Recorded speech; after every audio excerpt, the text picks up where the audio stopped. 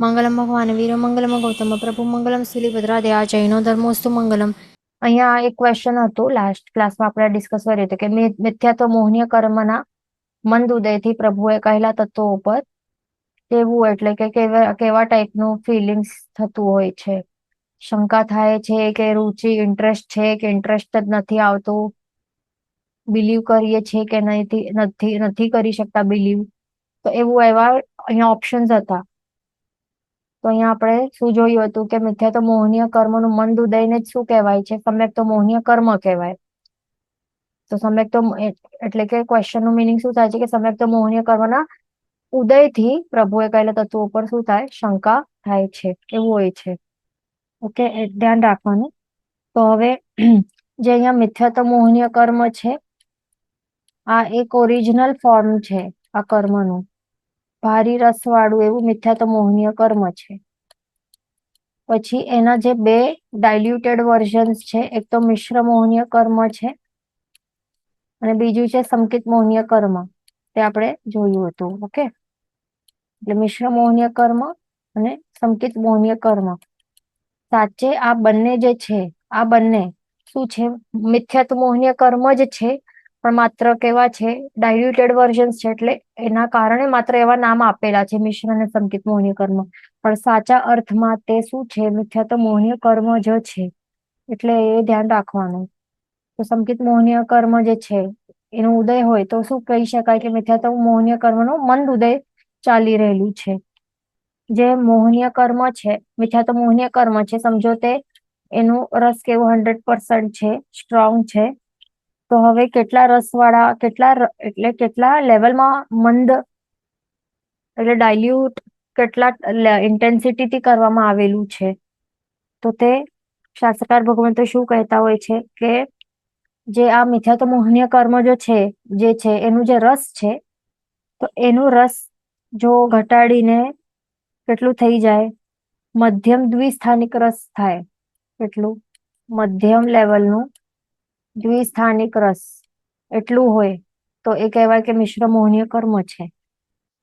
અને જો મિથ્યાત્વ મોહનીય કર્મનું રસ ઘટાડીને કેટલું થઈ જાય, એક સ્થાનિક અથવા તો મંદ લેવલનું દ્વિસ્થાનિક રસ, જો એટલું થઈ જાય તો પછી એને શું કહેવામાં આવે, એનું નામ આપવામાં આવે કે આ સંકિત મોહનીય કર્મ છે.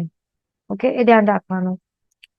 એટલે મિથ્યાત્વ મોહનીય કર્મનું જે રસ છે, એમાં રસમાં ઘટાડો કે ડાયલ્યુટ કરવામાં આવે, એનું ઇન્ટેન્સિટી કે એની પાવર ઓછું કરવામાં આવે તો કેટલું કહેવાય, એ પણ કેટલું મધ્યમ દ્વિસ્થાનિક રસ બની જાય તો મિશ્ર મોહનીય એવું નામથી ઓળખાણ કરવામાં આવે છે.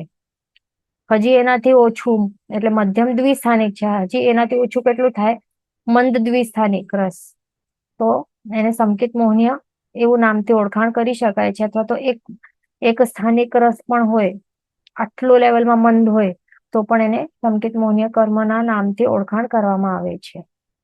ઓકે, એટલું ધ્યાન રાખવાનું.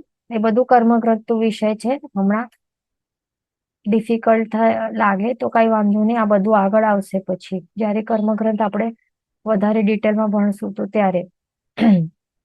ઓકે, હવે નેક્સ્ટ ક્વેશ્ચન છે, અહીં આપેલમાંથી વિકલેન્દ્રિયપણું આપનાર કર્મ કયો? તો વિકલેન્દ્રિયપણું એટલે કે શું હોય છે, વિકલેન્દ્રિય કયા કયા જીવો હોય છે? જીવો એક ઇન્દ્રિય, બે ઇન્દ્રિય, તે ઇન્દ્રિય, ચૌરિન્દ્રિય અને પંચેન્દ્રિય, આટલા હોય ને ટોટલ. તો હવે એમાંથી એક ઇન્દ્રિયને તો વિકલેન્દ્રિય નહીં કહેવાય, પંચેન્દ્રિયને પણ વિકલેન્દ્રિય નહીં કહેવાય, કારણ કે એના પાસે બધી ઇન્દ્રિયો છે. તો વિકલેન્દ્રિયપણું કોના પાસે છે એ કેવું, એવી રીતે કહી શકાય. વિકલેન્દ્રિય જીવો કયા છે? તો આ 3 જાતિના જીવોને વિકલેન્દ્રિય જીવ કહેવાય છે, બે ઇન્દ્રિય, તે ઇન્દ્રિય અને ચૌરિન્દ્રિય. એ ધ્યાન રાખવાનું. તો હવે આવા ટાઈપની જાતિ આપનાર, બે ઇન્દ્રિય, તે ઇન્દ્રિય કે ચૌરિન્દ્રિય જાતિ આપનાર કર્મ કયો હોઈ શકે આમાંથી? તો પહેલું છે તે ઇન્દ્રિય જાતિ નામ કર્મ. તો આ રાઈટ આવી જાય ને, કારણ કે તે ઇન્દ્રિય જાતિ નામ કર્મ ના ઉદયના કારણે શું થાય છે, એ કેવું વિપાક આપે છે, વિકલેન્દ્રિયપણું આપે છે. ઓકે, આ વિકલેન્દ્રિય છે ને જીવ, બે ઇન્દ્રિય, તે ઇન્દ્રિય, ચૌરેન્દ્રિય બધા વિકલેન્દ્રિય છે.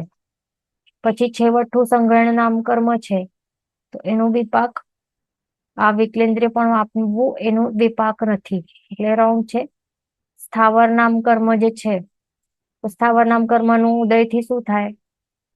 એકેન્દ્રિયો પણ જે પણ એકેન્દ્રિય જીવો હોય છે એમના સ્થાવર નામ કર્મ નો ઉદય હોય, એના કારણે તેઓ પોતાના ઈચ્છાથી હાલી ચાલી નહીં શકે, પણ એકેન્દ્રિય જે છે એ વિકલેન્દ્રિયમાં જ નહીં આવે ને. અને કુબ્જ સંસ્થાન નામ કર્મ એનું પણ વિપાક અલગ છે, એટલા માટે આ ત્રણે ઓપ્શન રોંગ છે, યાદ રાખવાનું. ઓકે, કુબ્જ સંસ્થાન એવું અમુક એવું સંસ્થાન એવું આકાર આપે, અને છેવટું સંગણ નામ કર્મ શું આપે? નબળું એવું હાડકાનું બાંધો આપે, એટલે એના વિપાક અલગ છે. એટલે આપણને બધું ધ્યાન રાખવાનું. નેક્સ્ટ શું છે? ઉપઘાત નામ કર્મના ઉદયથી બીજાનો પરાભવ થાય. તો એ વાક્ય ખોટું છે, ધ્યાન રાખવાનું. ઓકે, તે સાચું નથી, કારણ કે ઉપઘાત નામ કર્મ છે એનો ઉદય થાય તો એનું વિપાક શું આપે છે? આ એનું ઉદય થાય તો શું થાય? પોતાના જે અવ્યય છે એ પોતાને જ નડે, પોતાને તકલીફ આપે. એના જે એક્ઝામ્પલ છઠ્ઠી આંગળી હોય, એટલે ઉપઘાત નામ કર્મ ઉદય વાળાને એવું હોઈ શકે કે કોઈ છઠ્ઠી આંગળી વાળો છે તો એને તકલીફ આપે, કે ચોર દાંત હોય તો એને જ વાગતો હોય મોઢામાં કે જીભને તકલીફ આપે, એટલે પોતાનું જે અવ્યય છે એ પોતાને નડે આ ઉપઘાત નામ કર્મના ઉદયથી, તો એ એનું વિપાક છે, એટલા માટે રોંગ સ્ટેટમેન્ટ છે. અને બીજાનો પરાભવ થાય તો એ કયા કર્મનો વિપાક છે? તો તે છે પરાઘાત નામ કર્મનો વિપાક છે, એ ધ્યાન રાખવાનું. ઓકે, અહીંયા ક્વેશ્ચન છે કે ઓટો ઇમ્યુન ડિસીઝ તે આવી શકે. તો ઓટો ઇમ્યુન ડિસીઝ એમાં શું હોય છે કે પોતાનું જે ઇમ્યુનિટી જે ડિફેન્સ મિકેનિઝમ હોય છે, પોતાનું જ બોડીની અંદર જે પણ સેલ્સ હોય એ પોતાને જ અગેન્સ્ટ વર્ક કરતા હોય છે. તો એવી રીતે એમ હોઈ શકે છે કે એ અશાતાવેદનીય જે કર્મ છે એનો ઉદયથી થઈ શકે છે, એવી બીમારી એ બીમારીની અંદર આવે. ઓકે, પણ આ ઉપઘાત નામ કર્મમાં શું છે વિપાક, કે કઈક એવું અવ્યય એવું એને મળેલું હોય જન્મથી, એવા ટાઈપનું અવ્યય એને મળેલું હોય કે એને પોતાને જ તકલીફ આપે, નડે, એવી રીતે એનું વિપાક છે. ઓકે, પછી આગળ નેક્સ્ટ છે ડેશ કર્મના ઉદયથી જોવા માટે ચશ્માની જરૂર પડે. તો એનું સાચો આન્સર શું છે? ચક્ષુ દર્શનાવર્ણ્ય કર્મ. કારણ કે ચક્ષુ દર્શનાવર્ણ્ય કર્મ એનું વિપાક શું હોય છે? એના કારણે શું થાય છે? ચક્ષુ દર્શનાવર્ણ્ય એટલે કે જે ચક્ષુરેન્દ્રિય છે, એટલે આપણી પાસે જે આંખો છે એનાથી દેખી નહીં શકાય. હવે કોઈ તો યા તો એકદમ આંધળા હોય, અથવા તો કોઈકના આંખમાં આટલી પાવર નહીં હોય કે એકદમ ક્લિયરલી દેખી શકાય. જેમ કે આપણે ચશ્મા ઉતારીએ, આપણે બધા ચશ્મા ઉતારીને આપણે જોવાનું ટ્રાય કરીએ, આપણે તો ક્લિયર દેખાય છે કઈ? દૂરનું એકદમ બ્લર દેખાય, અથવા તો રીડિંગ ગ્લાસીસ જેના પાસે હોય, ગ્લાસીસ ઉતારી દે તો એ વાંચવામાં તકલીફ થાય, દેખાય નહીં. તો એ બધું શું છે? આ ચક્ષુ દર્શનાવર્ણ્ય કર્મનો ઉદય છે આપણને, એટલા માટે ક્લિયરલી જે ચક્ષુ જે આ ઇન્દ્રિય મળી છે બરાબર નથી મળી, પાવર એનું બરાબર નથી, બરાબર, એટલે પ્રોપર વર્ક કરતું નથી ને, આ સાધન ચાલતો નથી, એના કારણે ચશ્મા એક્સ્ટ્રા એવી રીતે આપણને દ્રવ્યનો યુઝ કરવું પડે છે, લેન્સ યુઝ કરવા પડે છે જોવા માટે, એવી રીતે હોય છે. બીજા જે છે અંગોપાંગ નામ કર્મ, સૂક્ષ્મ નામ કર્મ, દુર્ભાગ્ય નામ કર્મ, આ બધાના વિપાક બધાના અલગ અલગ અલગ છે. અંગોપાંગ નામ કર્મ શું કરે? એવા અંગોપાંગ જે છે, અંગ અને ઉપાંગો, તો તે આપે છે. બરાબર, જે અંગ છે, ઉપાંગ છે, એટલે કે માથું, પેટ, હાથ, પગ, જે પણ અંગ છે, આંગળીઓ, ઉપાંગ વગેરે આ બધું છે, તો એ બધું એ આપે છે. જેનું જેવું શરીર હોય, ઔદારિક કે વૈક્રિય કે આહારક, તો એને એના અનુરૂપ એવા અંગોપાંગ આપે. સૂક્ષ્મ નામ કર્મ જીવને સૂક્ષ્મ બનાવે છે, એને શરીર સૂક્ષ્મ શરીર આપે છે, એવું સૂક્ષ્મ કે જેના કારણે આ કોઈ પણ ઇન્દ્રિયથી તે ગ્રાહ્ય બની નહીં શકે, એવું સૂક્ષ્મ શરીર, આટલું ટાઈની શરીર આપે છે, ટાઈની સાઈઝ નું શરીર આપે છે. અને દુર્ભાગ્ય નામ કર્મના ઉદયના કારણે શું થાય છે? એના ઉદયથી બીજાને આપણે અપ્રિય લાગીએ, તો એવું એ બધાના વિપાક અલગ છે, એ ધ્યાન રાખવાનું. ઓકે, એટલે આપણને શું કરવું પડશે? જે પણ કર્મો છે ને એના ઉદય એનું થાય તો પછી કેવા કેવા ફળ આપે છે, તે બધાના ફળ આપણને યાદ રાખવા પડશે કમ્પલસરી. ઓકે, ધ્યાન રાખવાનું. પછી નેક્સ્ટ ક્વેશ્ચન છે, શુભ નામ કર્મના ઉદયથી આપણે બીજાને પ્રિય લાગીએ. તે સાચું વાક્ય છે કે ખોટું વાક્ય છે? તો એ ખોટું વાક્ય છે. ઓકે, સાચું વાક્ય એટલે સાચું શું છે? જે શુભ નામ કર્મ જે છે તો એના ઉદયથી શું થાય, એનું વિપાક શું છે? કે જે પણ નાભીના ઉપરના જે પણ બોડી પાર્ટ્સ છે, અવયવ છે, તો તે શુભ મળે જીવને. તો એનું એ વિપાક છે, એટલા માટે આ ખોટું વાક્ય છે. ઓકે, અને આપણે બીજાને પ્રિય લાગીએ એ કયા કર્મનો વિપાક છે? તો એ છે સૌભાગ્ય નામ કર્મ. તો એવી રીતે આપણને બધું પાઠ હોવું જરૂરી છે, કયા કર્મનું કેવું વિપાક છે.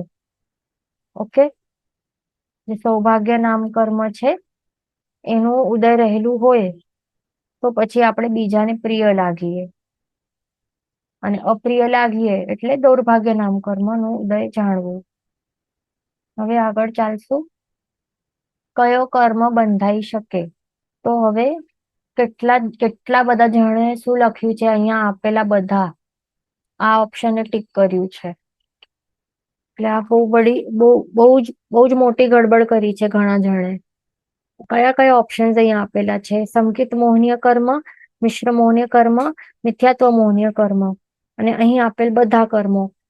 તો આપણે બંધ કર્મની સત્તા, કર્મનો ઉદય, આ બધું આપણે ટોપિક ભણ્યું હતું ને, તો એમાં શું આપણે ભણ્યું હતું કે કર્મના બંધમાં મોહનીય કર્મના કેટલા પ્રકૃતિઓનું બંધ થઈ શકે છે? મોહનીય કર્મની ટોટલ 20 પ્રકૃતિ હોય છે, પણ બંધ વખતે માત્ર 26 પ્રકૃતિઓનું બંધ થઈ શકે છે. ઓકે, તો અહીંયા ઘણા જણે ગડબડ કરી છે. એકદમ બેઝિક સિમ્પલ ક્વેશ્ચન હતું. મોહનીય કર્મ જે છે બંધમાં મિથ્યાત્વ મોહનીય કર્મ જ હોય, એ ધ્યાન રાખવાનું. પણ સંકિત મોહનીય કર્મ, મિશ્ર મોહનીય કર્મનું બંધ નહીં થાય, આ બંધાઈ નહીં શકે. ઓકે, આ બંધાઈ જ નહીં શકે. રીઝન શું છે? હમણાં થોડીક વખત પહેલા સ્ટાર્ટિંગમાં જ આપણે શું જોયું કે આ બંને શું છે? બેઝિકલી નામ ભલે અલગ છે, સંકિત મોહનીય કર્મ, મિશ્ર મોહનીય કર્મ, આ નામ ભલે અલગ છે, પણ સાચે બંને શું છે? મિથ્યાત્વ મોહનીય કર્મ જ છે. માત્ર એમનું જે રસ છે, રસનું ઘટાડું થયેલું છે, મંદ રસ છે બંનેનું, એટલા માટે એવા નામથી ઓળખવામાં આવે છે. બસ એ જ છે. પણ બંધ જ્યારે થાય છે જે સમયે, તો બંધ આ ફૂલ પાવર ઇન્ટેન્સિટી વાળું મિથ્યાત્વ મોહનીય કર્મનું જ બંધ થાય છે. આ મંદ વર્ઝન્સ છે ને મિથ્યાત્વ મોહનીય કર્મના, આ મંદ વર્ઝન્સ છે બંને, તો એનું બંધ નહીં થાય બંધ વખતે. ખાસ ધ્યાન રાખવાનું. ઓકે, જ્યારે આ મિથ્યાત્વ મોહનીય કર્મ જે છે એના રસમાં જ્યારે ઘટાડો કરે ને, એનું રસમાં ઘટાડો કરીને જ્યારે એને મિશ્ર મોહનીય બનાવે અથવા તો સંકિત મોહનીય કર્મ એવું બનાવે, એ લેવલનું આટલું મંદ રસ કરી દે મિથ્યાત્વ મોહનીય કર્મનું, ત્યારે રસ મંદ કરે, ઘટાડે, રસમાં ઘટાડો કરે, તો ત્યારે આ બંને ક્રિએટ કરે છે. ત્યારે આત્મા પોતે ક્રિએટ કરે છે. એટલે ક્યારે ક્રિએટ કરે? બંધાઈ ગયા બાદ એવી રીતે ક્રિએટ કરે છે. તો આવી રીતે ક્રિએટ કરે તો પછી એનું ઉદય શક્ય છે. એટલે ઉદયમાં સંકિત મોહનીય કર્મનો ઉદય હોઈ શકે, મિશ્ર મોહનીય કર્મનો પણ ઉદય હોઈ શકે છે, પણ કર્મ કયો બંધાઈ શકે? ત્રણમાંથી માત્ર મિથ્યાત્વ મોહનીય કર્મ જ બંધાઈ શકે. ઓકે, કારણ કે આ બંને બંધાઈ જ નહીં શકે. સંકિત્ય મિશ્ર મોહનીય કર્મ, આ બંને મોહનીય કર્મ જ છે, બંને સાચા. ઓકે, આ બંને મોહનીય કર્મ છે, માત્ર ડાયલ્યુટેડ વર્ઝન્સ છે. રસમાં ઘટાડો કરીને આવા વર્ઝન બનાવ્યા છે આત્માએ, પણ એ ક્યારે બનાવે? બંધાઈ ગયા બાદ બનાવે છે. ઓકે, એટલે આ બંનેનો ઉદય થઈ શકે પણ બંધ નહીં થઈ શકે. એટલે અહીંયા ગડબડ નહીં કરવાની આગળ ક્યારે પણ. હવે નેક્સ્ટ છે 25 કોડાકોડી સાગરોપમની સ્થિતિ વાળા અંતરાય કર્મનું અબાધા કાળ ડેશ હોય. આ સિમ્પલ કેલ્ક્યુલેશન વાળું ક્વેશ્ચન હતું. તો આપણે અબાધા કાળનું આપણે ટોપિક ભણ્યું હતું. તો એમાં શું હોય છે, કેવી રીતે કેલ્ક્યુલેટ કરવાનું હોય છે? આપણને શું કરવાનું છે કે જે મલ્ટીપ્લાય બાય 100 કરી લેવાનું હોય છે. શું કરવાનું હોય છે? આ આન્સર લાવવા માટે આપણને શું કરવાનું? 25 કોડાકોડી સાગરોપમની સ્થિતિ વાળા અંતરાય કર્મ છે, આટલી લાંબી સ્થિતિ વાળું કર્મ છે. ઓકે, અહીંયાથી કરીને આટલું સમજવું. આ ઉદય સમય છે અને અહીંયા સુધી આ લાસ્ટ આટલું છે, સ્થિતિ છે, આટલી લાંબી સ્થિતિ છે. કેટલી છે? આ પ્રેઝન્ટ સમય છે અને આ કેટલા વર્ષો વીતતા જ્યારે 25 કોડાકોડી સાગરોપમ વર્ષો થાય તો ત્યારે અહીંયા સ્થિતિ અહીંયા પૂરી થાય. આ અંતરાય કર્મની આટલી લાંબી સ્થિતિ વાળો કર્મ કોઈ જીવે બાંધ્યું છે. ઓકે, 25 કોડાકોડી સાગરોપમની સ્થિતિ વાળું આટલું લાંબુ મોટું સ્થિતિ વાળું આ કર્મ અંતરાય કર્મ જીવે બાંધ્યું છે આત્મા ઉપર. તો હવે એનું અબાધાકાળ કેટલું હોઈ શકે તે કેલ્ક્યુલેટ કરવાનું. તો પછી અબાધાકાળ એટલે કે બંધનો આ સમય છે, આ પ્રેઝન્ટ સમય છે, પણ અબાધાકાળ કેટલું? એટલે કે આ કર્મ બાધા નહીં આપશે તેટલું કાળ કેટલો? એ કાળ કેટલું હશે કે હવે આટલું અબાધાકાળ આટલું છે અને આ પત્યા બાદ તરત જ એનું ઉદય હવે સ્ટાર્ટ થશે. તો એ અબાધાકાળ કેટલું? તો 25 જેટલા પણ કોડાકોડી સાગરોપમ હોય તો એના મલ્ટીપ્લાય બાય 100 કરવાનું. તેટલા વર્ષોનું અબાધાકાળ હોય. એટલે 25 કોડાકોડી સાગરોપમ છે તો 25 છે ને, 25 કોડાકોડી સાગરોપમ છે તો 25 મલ્ટીપ્લાય બાય શું કરવાનું? 100 કરવાનું. તો કેટલું થયું? 2500 થયું. તો 2500 આટલા વર્ષોનું, આટલા યર્સ કે આટલા વર્ષોનું અબાધા કાળ હોય. ઓકે, એટલે અહીંયા 2500 વર્ષો અહીંયા વીતશે, બંધ થશે. બંધ સમય બાદ આટલા 2500 વર્ષો યર્સ વીતી જશે અને આટલા વીતી જશે કે તરત જ હવે અહીંયાથી અંતરાય કર્મ જે આપણે બાંધ્યું હતું, ક્યારે બાંધ્યું હતું? 2500 વર્ષો પહેલા જે બાંધ્યું હતું તે હવે એ ઉદયમાં આવશે. અને ત્યાર સુધી રહેશે આત્મા ઉપર 25 કોડાકોડી સાગરોપમ વર્ષો એટલા પૂરા થશે એ સમય સુધી એ આત્મા ઉપર પડેલું હશે. તો એવી રીતે સિમ્પલ એકદમ કેલ્ક્યુલેશન હતું. ઓકે, એ ધ્યાન રાખવાનું.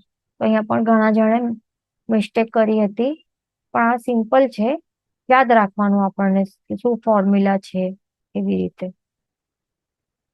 પછી નેક્સ્ટ શું છે? ડેશ આયુષ્ય એવું હોય કે તે ટૂંકાવી શકાય પણ ઘાત નહીં આવે. 4 ઓપ્શન્સ છે. તો હવે આ આયુષ્ય કેવું છે કે એ ટૂંકાવી શકાય. જે ટૂંકાવી શકાય તો એ કેવા હોય છે? અપવર્તનીય, અનપવર્તનીય કે અનપવર્તનીય. એટલે આ બે ટાઈપના અપવર્તનીય કે અનપવર્તનીય હોય. ટૂંકાવી શકાય એનું મિનિંગ શું છે? કે પરિવર્તન કરી શકાય છે ને, ટૂંકાવી શકાય છે. તો એ ટૂંકાવી શકાય એ કેવા હોય? અપવર્તનીય ટાઈપના હોય. બરાબર. એટલે અનપવર્તનીય એ ટૂંકાવી જ નહીં શકાય. જેવું જેટલું બાંધ્યું એટલું આખું ભોગવવું પડે એવા હોય ને અનપવર્તનીય. એટલે આ તો ટૂંકાવી નહીં શકાય, તો આ બંને ઓપ્શન તો નહીં હોય. આગળ શું છે? પણ ઘાત નહીં આવે. તો હવે આ બંનેમાંથી શેમાં ઘાત નહીં આવે? તો આ નિરુપક્રમીમાં ઘાત નહીં આવે. નિરઉપક્રમી, નિર એટલે કે જેમાં ઉપક્રમ નહીં આવે. ઉપક્રમ એટલે કે શું? કે દુર્ઘટનાઓ નહીં આવે, ઘાત નહીં આવે. તેવું આ માત્ર આ છે. નિરુપક્રમી અપવર્તનીય એટલે ઘાત નહીં આવે. ઓકે, પણ એક એવું છે કે ટૂંકાવી શકાય છે.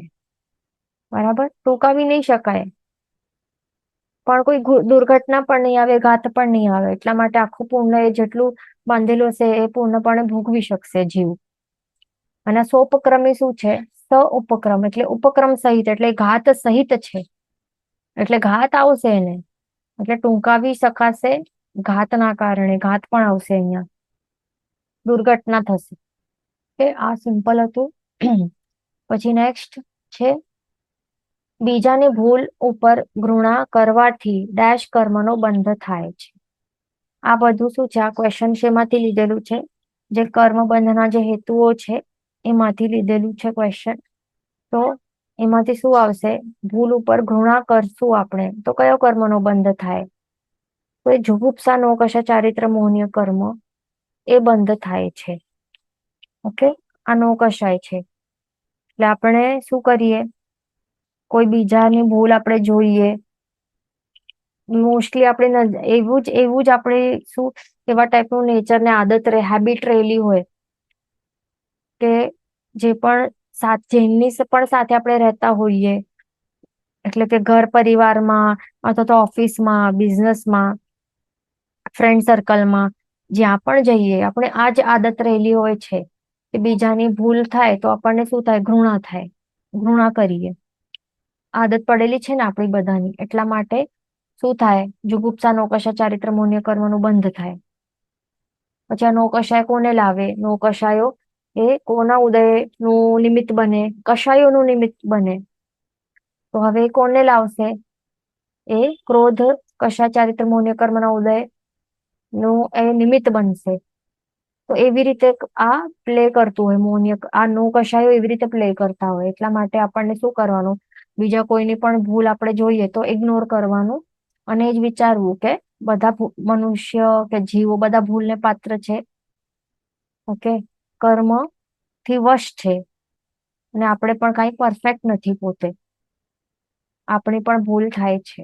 તો એવી રીતે વિચારવું અને કોઈની પણ કઈ પણ ભૂલ થાય, ઘૃણા તો કરવી નહીં.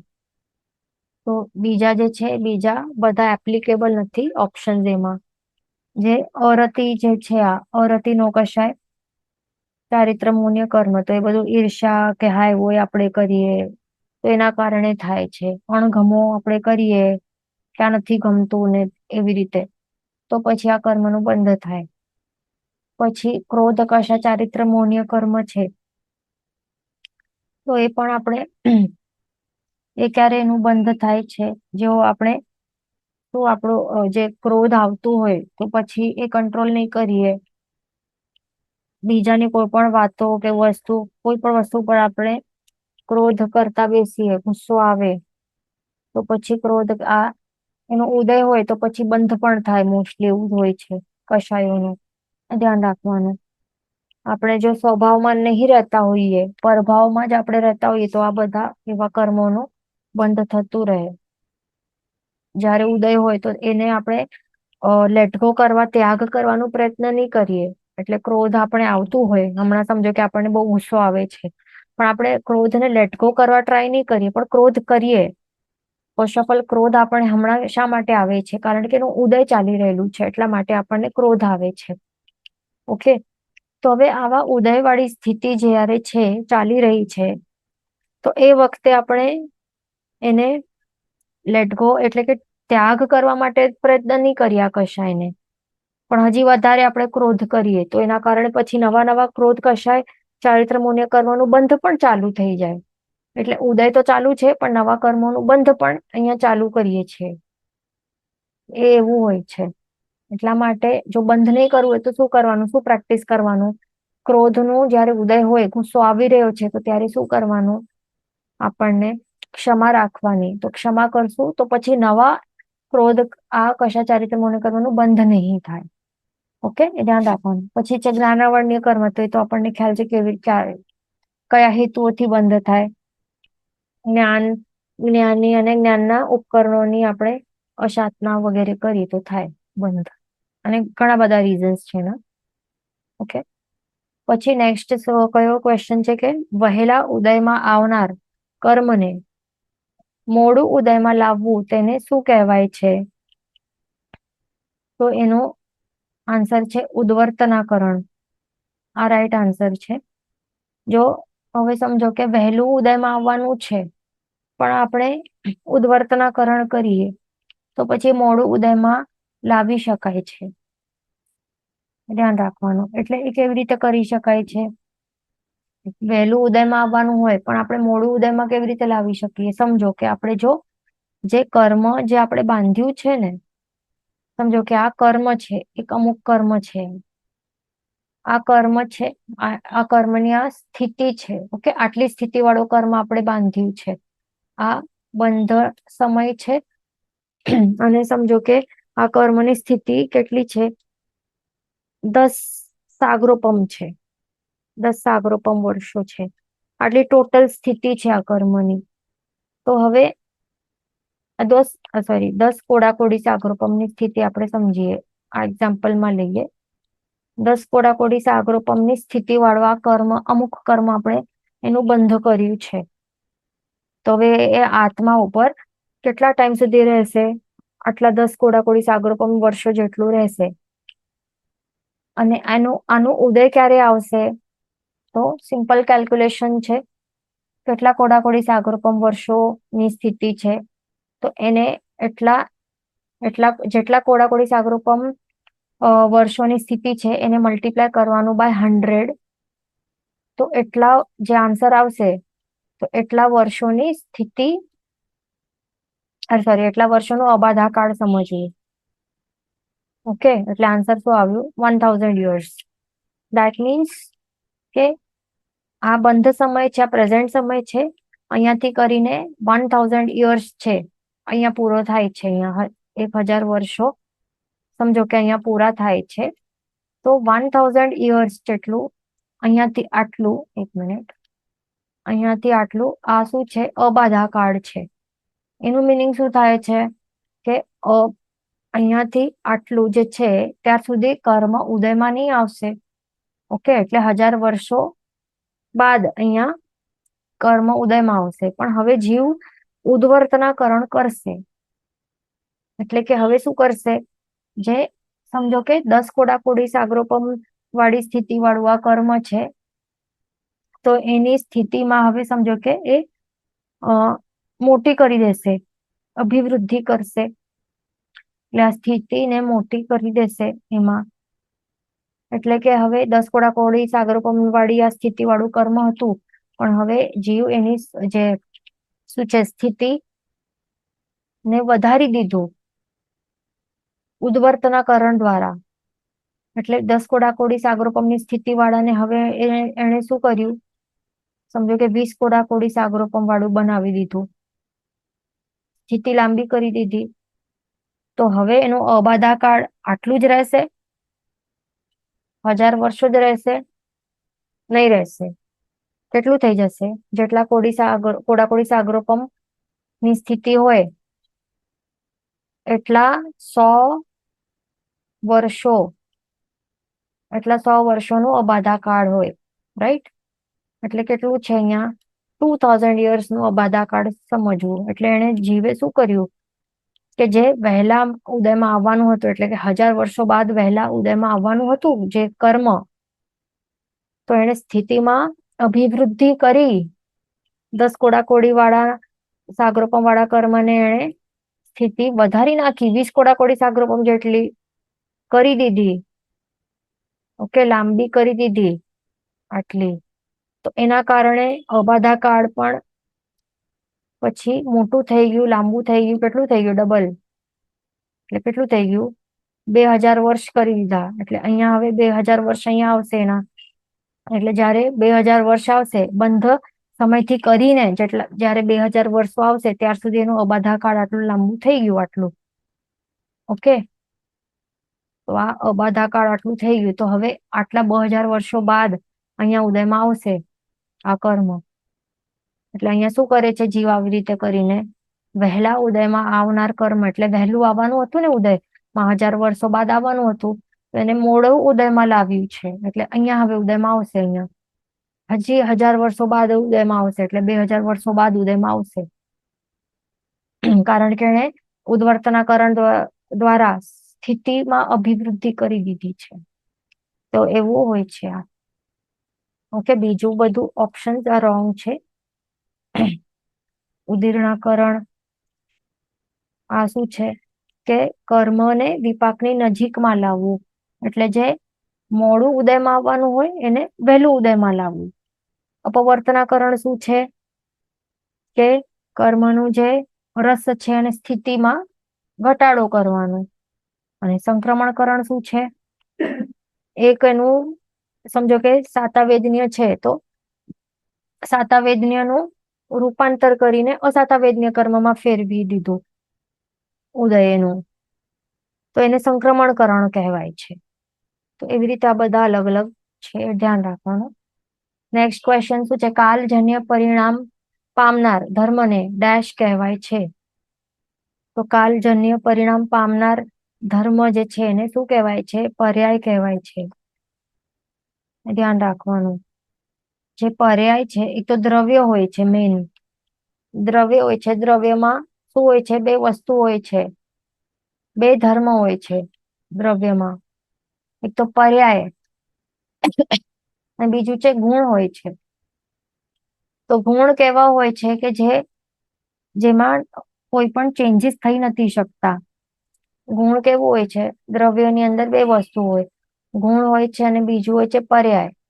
તો ગુણ કેવા હોય છે કે એ સતત એમને એમ કોન્સ્ટન્ટ રહેલા હોય, વિદ્યમાન રહેલા હોય, એને ગુણ કહેવાય. કાલજન્ય દેશ કાલજન્ય પરિણામ પામનાર ધર્મને શું કહેવાય છે? પર્યાય કહેવાય છે. એટલે કે પર્યાય એટલે કે સમજો કે કાલજન્ય પરિણામ પામ્યું. એક્ઝામ્પલ કે આપણું એક આ મનુષ્ય ભાવ ચાલી રહેલું છે, અમુક કાળ વીતી ગયો, પછી મૃત્યુ થઈને પછી બીજો ભાવ સ્ટાર્ટ થાય છે.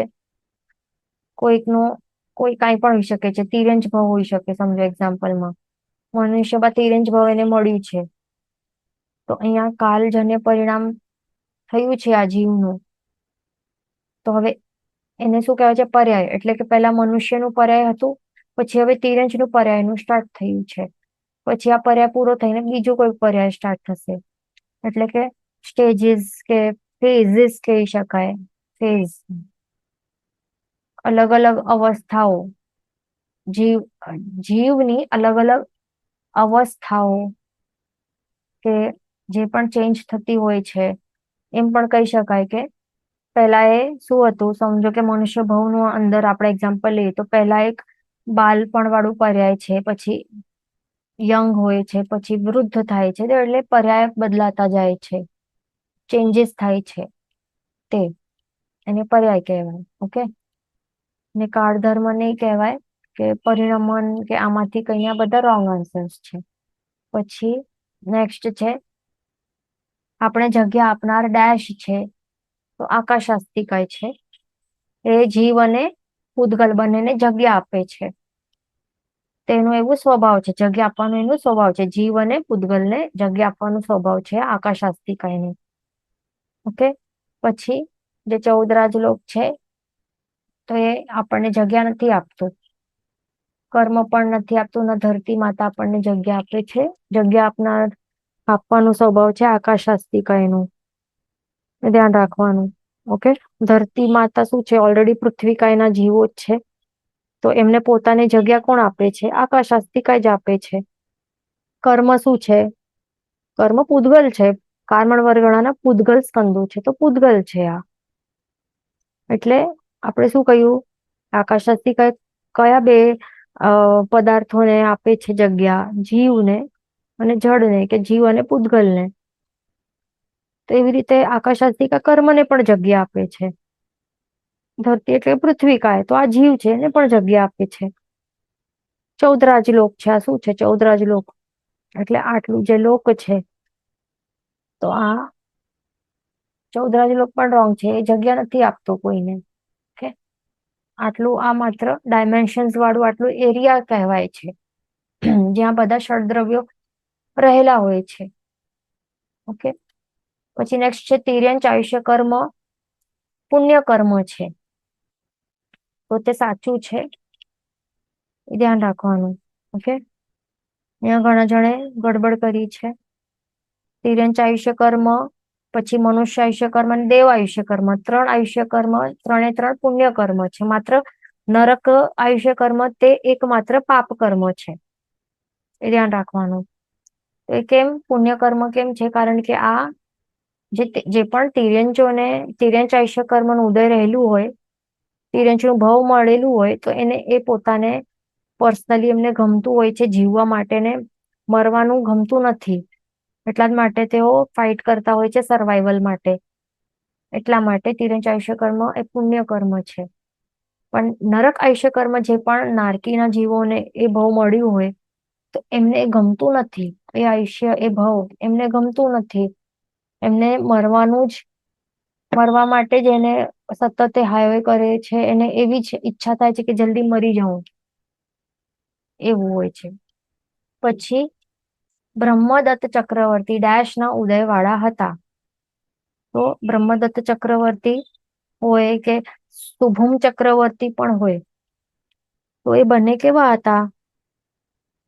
પાપાનું બંધી પુણ્યના ઉદયવાળા હતા. એટલે અહીંયા પણ ઘણા જણે ગડબડ કરી છે. આ એનું મિનિંગ પહેલા સમજવું જરૂરી છે. આનું મિનિંગ શું છે? પાપાનું બંધી પુણ્ય એટલે શું? કે પાપ નો અનુબંધ કરે તેવું પુણ્ય. એટલે કે શું? પાપના નવા કર્મનો અનુબંધ કરે એવા ટાઈપના પુણ્યનો ઉદય. એટલે હમણાં શેનું ઉદય ચાલી રહેલું છે? પ્રેઝન્ટમાં પુણ્યનું ઉદય ચાલી રહેલું છે. અને આ પુણ્યના ઉદયના સમયમાં, ઓકે, આ જીવ જે છે, જે પણ બ્રહ્મદત્ત ચક્રવર્તી છે, એનું પુણ્યનું ઉદય ચાલી રહેલું છે. ચક્રવર્તી પદ મળ્યું છે. આટલું બધું એમને કેટલું બધું કમ્ફર્ટ ને સુવિધા ને કન્વીનિયન્સ એ બધું લક્ઝરી મળી છે. ચક્રવર્તી પણ મળ્યું છે. એટલે કેટલા ખંડના રાજા હોય, વિચારવું અહીંયા. કેટલા રાજાઓ એની અંડરમાં રહેલા હોય, રાજ્યો કેટલા અંડરમાં હોય, કેટલા રત્નો હોય એના પાસે. એટલે કેટલા ઉત્કૃષ્ટ પુણ્યનો ઉદય અહીંયા છે એ જીવને. પણ આવા પુણ્યનો ઉદય એ કેવા ટાઈપનો પુણ્યનો ઉદય છે? કે એ એવું પુણ્યનું ઉદય છે કે જે નવા પાપ કર્મનો અનુબંધ કરે એવા ટાઈપના પુણ્ય કર્મોનું ઉદય ચાલી રહેલું છે એનું. એટલે એક નવા પાપ કર્મનું બંધ થતું રહે છે, એ જીવ કરતો રહે છે. તો એ પાપ કર્મો જ્યારે હવે હમણાં એ બાંધે છે, અને એ જ્યારે ઉદયમાં આવશે તો એને શું મળશે? આવતા ભાવમાં દુર્ગતિ મળશે એને. નરક જેવી દુર્ગતિ મળે છે આ જીવને. એટલા માટે કહેવાય છે આ જીવને શું કેવું પુણ્યનો ઉદય છે, જે પાપનો અનુબંધ કરે એવા ટાઈપનું પુણ્ય ઉદયમાં છે. એની બુદ્ધિ જે છે એ કેવી હોય? એની બુદ્ધિ સદબુદ્ધિ નહીં હોય, સદબુદ્ધિ નહીં ચાલતી હોય, પણ એને શું થાય છે? એને જે પણ એને મળી છે ને સુખ સામગ્રી પુણ્યના ઉદયથી, એને શું મન થશે? કે એનો દુરુપયોગ, મિસયુઝ કરવાનું મન થશે. એના કારણે નવા પાપ કર્મનું બંધ થશે. તો આપણને પણ વિચારવું કે આપણે પણ એમના જેવો તો હાલ નથી આપણો, એ આપણને વિચારવાનું. અહીંયા આપણું પણ હમણાં આપણે બધા સરસ ઘરમાં પોતપોતાના ફ્લેટમાં ઘરમાં આપણે રહીએ છીએ, પ્લસ ખાવા પીવાનું મળે છે, કપડાં મળે છે, બેઝિક નેસેસિટીઝ બધી પૂરી થાય છે ને આપણી. એટલે એમ કહી શકાય કે પુણ્યનું ઉદય છે. પણ એ પુણ્યના ઉદયમાં જે પણ આપણે સુખ સામગ્રી જે મળી છે, ખાવાનું, રહેવાનું, પીવાનું જે પણ મળે છે, પૈસા મળે છે, એનું આપણે મિસયુઝ કરી રહ્યા છીએ કે શું કરી રહ્યા છીએ? શું કરવાનું મન થાય છે? જો મિસયુઝ કરવાનું મન થઈ રહ્યું છે, તો એના કારણે કયા કર્મોનું બંધ થાય છે? નવા પુણ્ય કે પાપ? પાપ ને. મિસયુઝ કરશું, હોટલમાં ખાવા માટે જશું, કે આઈસ્ક્રીમ કે એવું બધું આપણે ખાશું, કે મોજ શોખમાં આપણે વાપરશું. IPL હતું તો એમાં કેટલા જણ પૈસા એમાં બધું બેટિંગ ને બધું કરતા હોય ને, એવા એવા ટાઈપના જુગાર કે એમાં પૈસા આપણે નાખીએ કે જે પણ એનર્જી આપણને મળી છે તો એ એનર્જીનું મિસયુઝ કરી આપણે અશુભ કાર્યો કરવા માટે, તો પછી શું થાય, જે પણ પુણ્ય ઉદયમાં છે એના ઉદયથી જે પણ સુખ સામગ્રી મળી છે એ યુઝ કરીને આપણે નવા નવા પાપ કર્મોનું અનુબંધ કરી રહ્યા છે. એના કારણે પછી પાપનો ઉદય આવશે આવતા ક્યારે પણ ભવોમાં, અને પછી શું મળશે, પાપનું જે પણ વિપાક છે તે આપણને દુઃખ કે પીડા કે દુર્ગતિ આપશે. એટલે એવું હોઈ શકે છે કે એટલે આપણને પણ ધ્યાન રાખવાનું. અહીંયા એ નહીં વિચારવું કે શાસ્ત્રમાં જે એક્ઝામ્પલ આપે તો આ જેવા નિંદિત થઈ જાય ને પછી અરે આ જીવ તો એવું જ, પણ આપણે એવા એવા નથી. આપણને એ નહીં કરવાનું. આપણે પોતાને દરેકની જગ્યાએ રાખીને વિચારવાનું કે શું આપણે તો સેમ મિસ્ટેક તો નથી કરી રહ્યા, પણ આપણા ઘણા જણની એ જ મિસ્ટેક આપણી બધાની એ જ ચાલી રહેલી છે કે પાપ હમણાં પુણ્યના ઉદયમાં આપણે શું કરી રહ્યા છીએ, મિસયુઝ કરીને પાપ નવા નવા પાપ કર્મોનો ઉદય કરી રહ્યા છીએ, સોરી બંધ કરી રહ્યા છીએ. એટલે એ ધ્યાન રાખવાનું આપણને. અને આ પુણ્યાનુબંધી પુણ્ય એટલે કે શું મિનિંગ આપણે કહી લઈએ કે એવા ટાઈપના પુણ્ય કર્મનો ઉદય કે જેના કારણે જે પણ સુખ સામગ્રી મળે એનો સદુપયોગ કરે જીવ, સદુપયોગ કરે અને નવા નવા પુણ્ય કર્મનું બંધ થાય.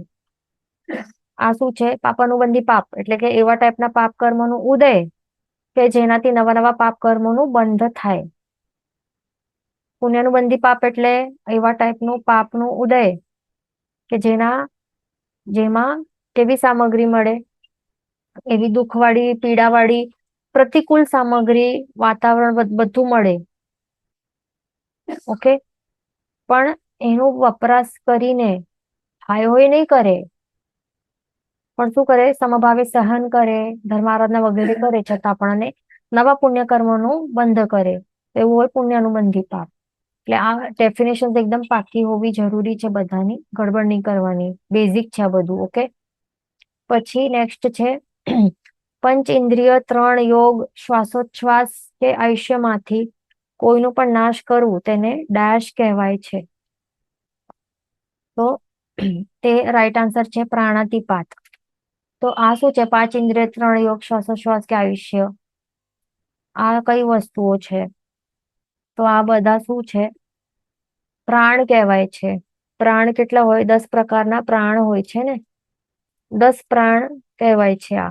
5 ઇન્દ્રિયો, મન વચન કાયના 3 યોગ એટલે 5 + 3 8, 9 શ્વાસોશ્વાસ અને 10 આયુષ્ય. તો આ 10 વસ્તુઓને શું કહેવાય છે? 10 પ્રાણ કહેવાય છે. તો 10 પ્રાણમાંથી કોઈનું પણ નાશ કરવું એને શું કહેવાય છે? પ્રાણાતિપાત કહેવાય છે. જે પાપ બાંધવાના 18 સ્થાનકો છે એમાંથી પહેલું પાપ સ્થાનક કયું છે? પ્રાણાતિપાત. ઓકે, તો એની આ ડેફિનેશન છે, પાકી હોવી જરૂરી છે. ઓકે, 10 પ્રાણમાંથી 10 પ્રાણ યાદ રાખવા, અને 10 પ્રાણમાંથી કોઈનું પણ નાશ કરવું તો એને પ્રાણાતિપાત કહેવાય છે. દ્વેષ અલગ છે, કલહ અને અભ્યાખ્યાન આ બધા અલગ છે વસ્તુઓ. ઓકે, દ્વેષ એટલે કે શું? અણગમો કે કોઈ આ શત્રુ જેવો છે મારું, તો એવો ટાઈપનો ભાવ આપણને થાય તો એ દ્વેષ ભાવ કહેવાય. કલહ એટલે શું? ઝઘડા કરવા, કંકાસ કરવા. અભ્યાખ્યાન એટલે કોઈના ઉપર બ્લેમ કરવું, કલંક ચડાવીએ, આક્ષેપ કરીએ. કોર્ટમાં કરતા હોય ને વકીલો, કોઈના ઉપર કલંક ચડાવે, આક્ષેપ કરે, કે હમણાં પણ નોર્મલ લાઈફમાં પણ આપણે રહેતા હોઈએ તો કોઈના ઉપર આપણે કોઈના ઉપર આપણે બ્લેમ કરીએ કે તે જ આવી રીતે મારું બુરું કર્યું છે, કે મારી વાતો અહીંયા ત્યાં આગળ કીધી છે બીજાને, એક્સેટ્રા. ઓકે, પછી નેક્સ્ટ છે નિંદા કુથલી કરવી, એને ડેશ કહેવાય. તેમાં પરપરિવાદ રાઈટ છે. પરપરિવાદ એટલે કે નિંદા કુથલી કરવી. અભ્યાખ્યાન આ બધા 3 ઓપ્શન રોંગ છે. અભ્યાખ્યાનમાં શું છે, એનું મિનિંગ શું છે કે હમણાં જ આપણે જોયું કે કોઈના ઉપર બ્લેમ કરીએ, આક્ષેપ નાખીએ, કલંક ચડાવીએ. પૈશુન્ય એટલે શું છે? ચાડી ચુગલી કરવી, કમ્પ્લેન કરવી. અહીંયાની ત્યાં વાતો કરવી. કલહ એટલે કે શું? ઝઘડા કરીએ, કંકાસ કરીએ તે. કે બધાનું મિનિંગ્સ બધાને પાકા હોવા જરૂરી છે. પછી ચોરી કરવી તે એક ડેશ છે. ચોરી કરવી તે શું છે? તે એક અવ્રત છે. ઓકે, એ ધ્યાન રાખવાનું. અવ્રત જે છે કેટલા છે? 5 અવ્રત છે. એટલે ઓપોઝિટ છે. જે 5 વ્રત હોય ને, 5 વ્રત આપણને ખ્યાલ છે ને, 5 મહાવ્રતો કયા હોય છે? સર્વથા પ્રાણાતિપાત વિરમણ વ્રત, સર્વથા મૃષાવાદ વિરમણ વ્રત, અતદાતાન મૈથુન પરિગ્રહ, એ બધાના એવા એવી રીતે 5 મહાવ્રતો હોય. તો એનાથી જે ઓપોઝિટ છે એને 5 અવ્રત કહેવાય છે. ત્રીજું જે અવ્રત છે તે છે અદત્તા દાન, એટલે કે ચોરી કરવી. તો ચોરી કરવી તે શું છે? અવ્રત છે. ત્રીજો અવ્રત છે. ધ્યાન રાખવાનું. આપણે સિમ્પલ ક્વેશ્ચન હતું. પરિશ તો અલગ વસ્તુ છે, સહન કરવું તે અલગ જ છે. કળા છે, તો ચોરી કરવી એ કળા નથી, પણ શું છે? માયાવી વૃત્તિ કહેવાય, કે બીજાનું હડપી લેવાનું, એવું અલગ વસ્તુ છે. ઓકે, અદત્તા દાન કહેવાય છે. કેટલાય કળાએ લખ્યું છે ત્યાં. પછી કાયગુપ્તી. કાયગુપ્તી તો એ અલગ જ વસ્તુ છે, એટલે એ પણ રોંગ. એટલે આ ઓપ્શન નથી. રાઈટ આન્સર અવ્રત છે. પછી નેક્સ્ટ શું છે? અસંયમ ડેશ પ્રકારે હોય, તો રાઈટ આન્સર છે 17. 17 પ્રકારના અસંયમ હોય છે. ધ્યાન રાખવાનું. 17 પ્રકારના કયા કયા અસંયમ હોય? 5 અવ્રત જે હમણાં આપણે જોયા, +4 કશાય ક્રોધમાન માયા લોભ, +3 યોગ મન વચન કાયાના 3 યોગ, +5 ઇન્દ્રિય, એટલે કેટલા થયા? ટોટલ 17 થાય છે. તો 17 પ્રકારના જે અસંયમ છે, ઓકે, તો તે આપણને પાકા હોવા જરૂરી છે. આ બધા બાકીના રોંગ આન્સર્સ છે. પછી તીવ્ર બુદ્ધિ હોવા છતાં પણ અભિમાન ન કરવું તે ડેશ છે. તો તે રાઈટ આન્સર શું છે? પ્રજ્ઞા પરિશહ સહન કરવું તે છે. કોઈની પાસે તીવ્ર બુદ્ધિ, બહુ ઇન્ટેલિજન્ટ હોય, તો પણ તે આટલી ઇન્ટેલિજન્સ હોવા છતાં પણ તે અભિમાન નહીં કરે ને. તે એ સમભાવે રહે, ડાઉન ટુ અર્થ રહે, એમ વિચારે કે ના, આટલું ઇન્ટેલિજન્ટ છું તો પણ શું થયું? કેવલ જ્ઞાની થોડી હજી થયો છું. હજી સુધી કેવલ જ્ઞાન પ્રગટ નથી થયું, તેમ કહી જ કેમ શકાય કે મારા પાસે સંપૂર્ણ જ્ઞાન છે, હું સર્વજ્ઞ છું, કે સૌથી વધારે બુદ્ધિશાળી છું? એવી રીતે હજી નહીં કહી શકાય. એટલા માટે અભિમાન જ ન કરવું જોઈએ કે હજી હું ઘણો ઓછો છું. આટલો બીજા ઘણા જે છે એ મારાથી ચડિયાતા છે, જે કેવલ જ્ઞાની છે, જે સિદ્ધ ભગવાન છે, તો કેટલા આગળ આગળ વધેલા છે બુદ્ધિના વિષયમાં. હું તો થોડું ઘણું ઇન્ટેલિજન્ટ હોઈશ બીજા થોડા ઘણા જીવોથી. ક્લાસમાં કેટલા 50 જણ હશે, કે સમજો ને કે ઇન્ડિયામાં પણ ફર્સ્ટ રેન્ક કોઈને આવે, તો પણ અમુક આટલા લાખો પબ્લિક થી કોઈક એક પર્સન બહુ ઇન્ટેલિજન્ટ હોય. એક તો એવી રીતે વિચારો કે એક જ આ જે ટોપિકમાં હું છું ઇન્ટેલિજન્ટ. મેન તો શું છે? સાચે તો અજ્ઞાનતા મારા પાસે રહેલી છે, એટલા માટે મને અભિમાન આવી રહ્યો છે. અભિમાન શું હોય છે? જ્ઞાનનો અપચો કહેવાય. એટલે સાચો સમ્યક જ્ઞાન છે નહીં, એને અભિમાન આવે. રાઈટ? એટલે એવી રીતે વિચારવાનું આપણને, કે મને અભિમાન આવ્યું, દેટ મીન્સ મારા પાસે સાચું જ્ઞાન સમ્યક જ્ઞાન નથી. મારા પાસે જ્ઞાન આટલું છે, પણ તે શું છે? મિથ્યા જ્ઞાનમાં પરિણમન પામી જશે જો હું શું કરીશ? અભિમાન કરીશ તો. એવી રીતે આપણને સહન કરવાનું, કે તીવ્ર બુદ્ધિ છે છતાં પણ ડાઉન ટુ અર્થ રહેવાનું. તો અને બીજાથી ઓછું છું. બધા તીર્થંકર ભગવાનને, કેવલી ભગવાન તો કેટલા સર્વજ્ઞ છે, મને એમની સાથે કમ્પેરિઝન કરીશ તો 1% હશે, એનાથી ઘણું ઓછું હશે. 0.1% આટલું જ જ્ઞાનનું ઉઘાડ છે, તો એમાં શું અભિમાન કરવું? તો એવી રીતે વિચારવું. તો એને કહેવાય પ્રજ્ઞા પરિષદ સહન કર્યું છે. પણ માન કશાય આ ત્રણે છે એ શું છે? એ રોંગ ઓપ્શન્સ છે. ઓકે, ધ્યાન રાખવાનું. માન કશાય એટલે કે અભિમાન કરવું તે છે, અને અજ્ઞાનતા એટલે અજ્ઞાનતા છે, તો એ પણ રોંગ આન્સર છે. અહીંયા જ્ઞાન વિનય છે, તો એ વિનયનો એક પ્રકાર છે. ઓકે, એમાં નહીં આવશે, એ ધ્યાન રાખવાનું. ઓકે, નેક્સ્ટ આપણે ઓકે અહીંયા આપણો સમય જ્ઞાન વિનય આપણે એ ધ્યાન રાખવાનું કે શું છે કે વિનયનું પ્રકાર છે અને જ્ઞાન વિનયમાં શું આવે છે, જે આપણે પર્ટિક્યુલરલી જ્ઞાન જે છે એની આપણે આદર ભાવ સેવા એ બધું કરીએ ને, બહુમાન ભાવ કે ગ્રહણ કરીએ કે અભ્યાસ કરીએ તો એ બધું જ્ઞાન વિનયમાં આવી જાય છે. ઓકે, એટલે આ અલગ વસ્તુ છે, આ અલગ છે. બીજું આગળ હવે થોડા ક્વેશ્ચન બાકી છે, નેક્સ્ટ ક્લાસમાં આપણે કન્ટિન્યુ કરશું. જેનું વચન વિરુદ્ધ બોલાય તો મિચ્છામી કરું સર્વમંગલ માંગલ્યમ સર્વ કલ્યાણ કારણમ પ્રધાનમ સર્વ ધર્માણમ જનમ જ્યોતિ શાસનમ પ્રણમ.